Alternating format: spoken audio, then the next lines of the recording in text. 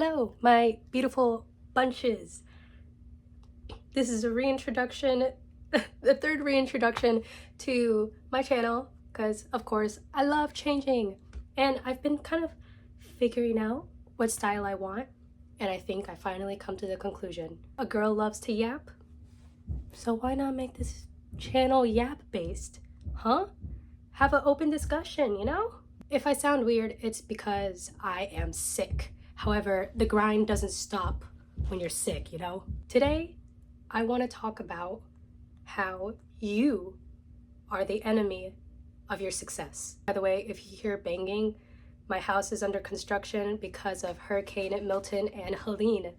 Yes, that hurricane that happened almost a year ago, yeah, my house is getting fixed today. And of course I decided to make a YouTube video today, but you know what? Hashtag YOLO. Something I realized that I do pretty well is encourage people and kind of help guide people, even though my life experiences are pretty limited. And now you may ask, all right, Mia, I'm watching this video and you say I am my enemy to success. What are your qualifications? Well, here are my qualifications. I graduated high school at 17. I'll be graduating college at 18, and I'll be applying for my master's at 19. So I'd say I've been doing a pretty good job at success. Not only am I successful in my personal education goals, but I am also pretty successful in my family life. I have a great relationship with both of my parents, with both of my siblings, and although I don't touch grass as much, I also have a lot of good friends now.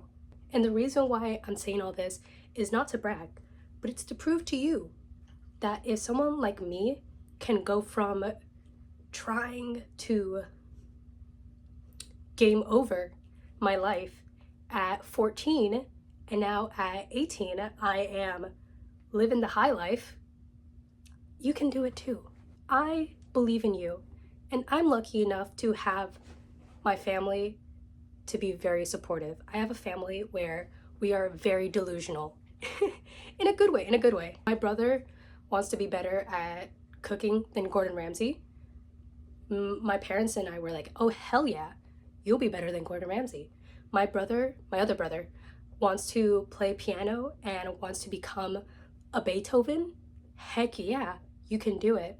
I told my mom the other day, I want to have the same status as Anna Wintour. I want to have that respect in the fashion field in one way or another. And she said, you got that. I can see you doing that. My mom finally getting her degree, which is like her #1 dream. And now she's moving up the ranks in her job. My dad, very successful as well. We are all a very delusional family, and we kind of just feed our delusions together and kind of support each other. So I was lucky enough to have that. But what if you don't have it? What if you either don't have a family that's as supportive, or don't have friends that are as supportive, or both? What can you do? No matter how much external validation you receive, it will never matter unless you believe it too. And this is kind of a segue of how you are your worst enemy and how you stop yourself from being successful. If 10 people say you're pretty, but you don't believe that you're pretty, you're gonna think those people are lying to you. If 15 people tell you, oh my gosh, I love your content, please keep posting, and you don't agree with them, you're gonna think they're just lying to you. But if you believe that there's something bigger than you, that you can reach, doesn't matter if people are hating on you. I mean, look at Lady Gaga. There was a whole Facebook group wishing on her downfall. And who's the popular pop star now? Huh? It's not them. It's freaking Lady Gaga. Weeknd was homeless and ran away from home to become an artist, and now he's like the #1 most popular artist. People thought Michael Jackson was a pedo, and then it was disproven that he wasn't, and he's still one of the biggest artists ever, even if people were preying on his downfall. It doesn't matter what other people think if you, and only you, truly believe that you can make your way to the top, whether it's in playing guitar, becoming a pop star, being number one at your job, writing a book, making a blog, literally anything, you only need one person to support you. And that one person is yourself. Again, I'm lucky enough to have a very supportive family. But when I was 14 and depressed and insecure and unhappy, no matter how many times my parents, my friends, other adults in my life told me, Mia, you have such a bright future ahead of you, I didn't believe them. I thought they were lying to me. Like, they could have told me that, and I still wouldn't have believed them because I was like, oh, you're just saying that. Like, me? Why are you saying that I could be big and special when this is my life now? Like, what are you talking about? But then I turned 16, I turned 17, I turned 18, and the more I grew and the more friends I lost, actually, the more confident I got, and the more I believed people when they said, you have something big. And yeah, you may think, okay, that's insane. What do you mean you lost friends and you became confident? What? When I had those friends, I was not myself. I was not authentic. I was inauthentic. I was a poser, you could say. Whatever they liked, I liked. Whatever they watched, I watched. Whatever they listened to, I listened to. I was not my own person. I wanted to fit in so bad as a kid who was always bullied and outcasted that I was sacrificing my originality to make other people happy. And that's when I got more insecure because I was like, oh my God, if I don't keep up with this trend, they're not gonna like me. If I don't start doing drugs, they won't like me. If I don't drink alcohol, they won't like me. If I do this, they won't like me. And it was to the point where I just started disliking things that I liked. For example, My Little Pony, K-pop, what else? Anime. This was before these things got popular, like pre-COVID era. So yeah. But then when I started losing those friends after moving cross country, I got comfortable with myself being alone. I was alone in my new school. I then switched out of that public school and went online, and I was online all the time. When I started working at my job, it was just coworker friends. Like, I just talk to them when I clock in, clock out, you don't exist. And then I clock in again, and then, that repeats. I quit, started studying, again, alone in my room. But the more time I spent alone, the more time I started reinvesting in things that I liked and genuinely enjoying who I was as a person. So now, if someone insults me saying, oh, Mia, you're ugly, you suck, you're so boring, I don't care. You know why? Because I like myself. That's all that matters. So if you are your number one supporter, you will always be successful in anything you do. Because even if there's 10 people rooting for your downfall, it only takes one, yourself, to believe. And you will most likely be more successful than those 10 people, because haters that hate people for no reason, boo. Now, my next chapter. How do I become comfortable with myself? Number one, if your friends are bullying you or kind of downplaying on you, just leave them. And I know that's hard. I was the same way. My mom would tell me, Mia, it's just better to be alone than to be surrounded by people that treat you terribly. And I was like, no, I cannot be alone. Because imagine being friendless. Oh, that's so cringe. But then I stopped hanging out with those people that was constantly preying on my downfall, constantly belittling me. And you know what happened? I actually got better. Even if I was alone, I got better. And then I found other friends that treated me so well, so well. So I would say, drop those people that make you feel like your life's an embarrassment.